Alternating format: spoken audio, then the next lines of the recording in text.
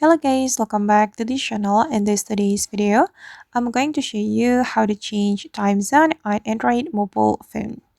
Okay, let's get into it. First thing first, we can open our settings application. And after we have our settings application opened, we can go to the general management setting. This one guys, tap on this option and you have to select the date and time.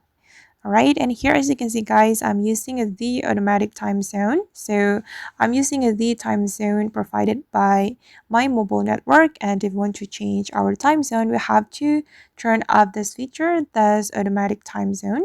You just need to click on the toggle button to disable this automatic time zone, and here we can change our time zone. You can select the time zone you want to apply to your phone right here. I'm just going to select, for example, for the region, I'm going to select Australia.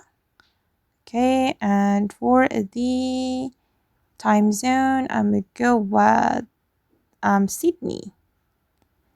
Okay, and now as you can see that the time zone has been changed, and that's how we can change time zone on Android mobile phone.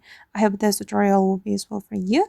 Thank you so much for watching and see you in the next video.